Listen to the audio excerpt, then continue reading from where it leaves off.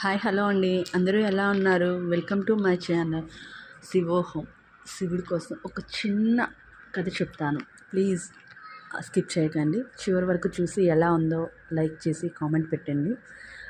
మీ అమూల్యమైన కామెంట్ వల్ల నాకు నెక్స్ట్ వీడియో నేను ఎలా చేయాలి ఏంటి అని ఇంప్రూవ్ చేసుకుంటాను. Thank you. ఇక చిన్న కథలోకి వెళ్ళిపోదామా? శివోహం. శివుడికి జలుబు చేసింది. నిన్నటిదాకా బాగానే ఉన్నారు కదా, కనీసం మాతో మాట్లాడే టైం కూడా లేదు. నెల నుంచి అంతలో ఏమైంది అడుగుతూనే చేయి పట్టుకొని చూసింది పార్వతీదేవి. కొంచెం ఒళ్ళు వెచ్చగా ఉంది, జలుబుతో వణికిపోతున్నాను అన్నాడు శివుడు. నెల రోజులు బట్టి మొత్తుకుంటున్నా చెబితే విన్నారు కాదు. ఏది పడితే అది పండ కాయ, రేషన్ చక్కెర, కల్తీ తేనె ఏమీ చూడకుండా అభిషేకాలు చేయించుకున్నారు. ఇప్పుడు అవస్థ పడుతున్నారు. పాపం భక్తులు ప్రేమతో పోస్తున్నారు కదా అని ఏమీ అనలేకపోయాను.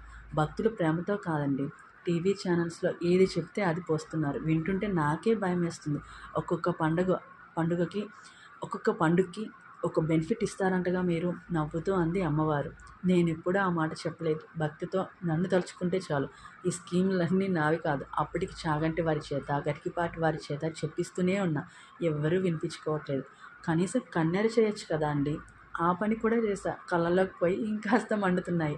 ఇంకా వణుకుతూనే అన్నారు శివుడు.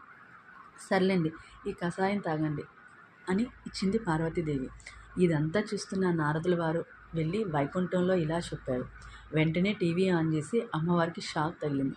విశాఖ కనక మహాలక్ష్మి గుడి చూపిస్తున్నారు. పాల ప్యాకెట్లు, కుంకుమ పొట్లాలు అమ్మవారి మీద భక్తితో విసిరేస్తున్నారు. పాపం అది చూసి అమ్మవారు ఉక్కిరి బుక్కిరి అయ్యింది.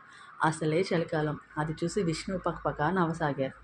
మరీ సంబరపడిపోకండి, ధనుర్మాసం కూడా వస్తుంది, మాకు నవ్వే అవకాశం వస్తుంది అంటూ ఎందుకైనా మంచిది ఆ కషాయం కొంచెం మనకు కూడా ఉంచమని చెప్పు నారదా అని మహాలక్ష్మి అమ్మవారు పలికారు భక్తితో. Thank you watching. నచ్చితే సబ్స్క్రైబ్ చేసుకోండి, లైక్ అండ్ షేర్, కామెంట్ పెట్టండి. Thank you.